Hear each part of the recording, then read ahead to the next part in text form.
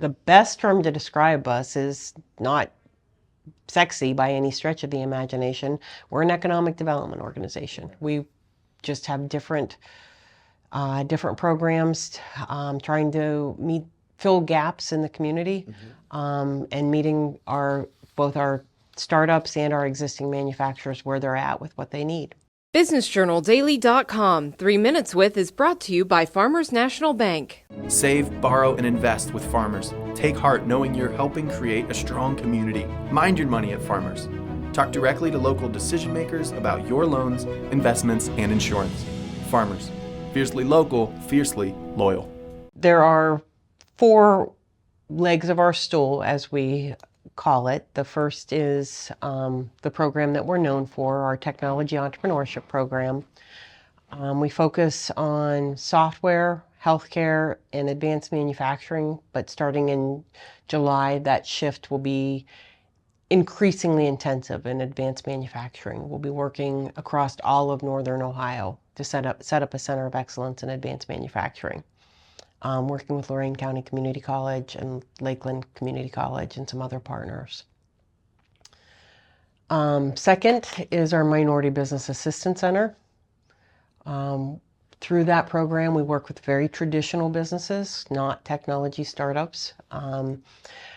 Focused on women, minority, and veteran-owned businesses, but we can work with truly any business in the 7 counties from Ashtabula down to Monroe County. We have a great youth program, not really focused on business development as much as STEM education and academic enrichment using technology. Right. And then the 4th is our advanced manufacturing services program, working with both large companies and small to medium manufacturers, government partners to support the adoption of technology. The best term to describe us is not sexy by any stretch of the imagination.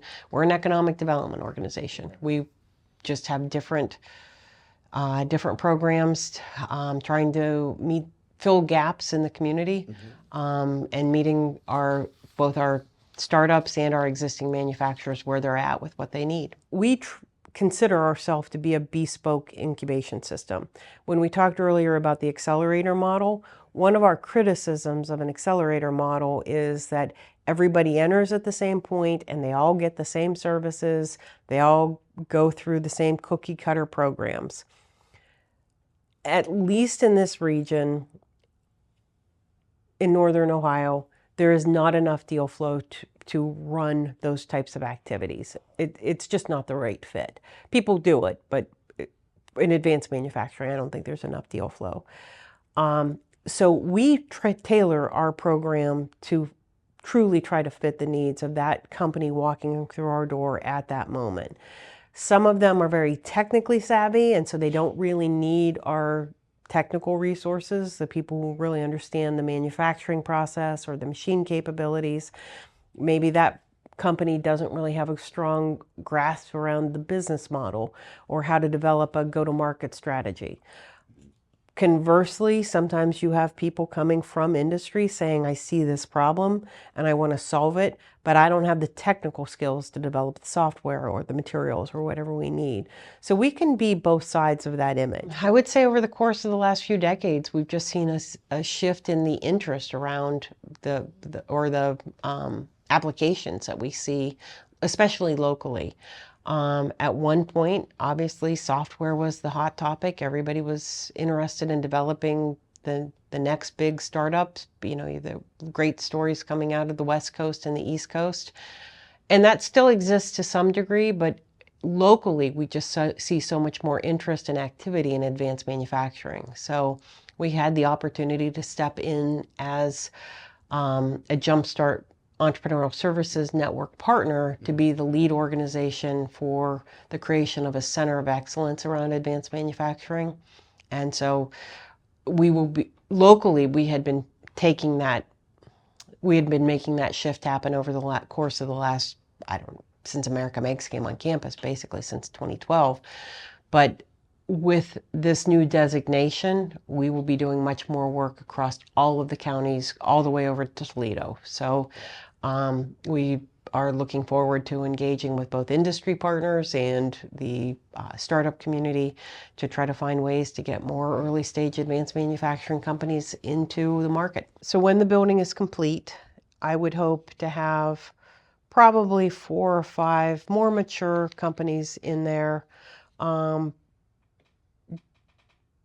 focused on meeting the Department of Defense needs, or the aerospace industry's needs. We know that 2 of the companies that will be housed there are JuggerBot 3D with their large printer and Ursa Major, but we're already having conversations with other companies.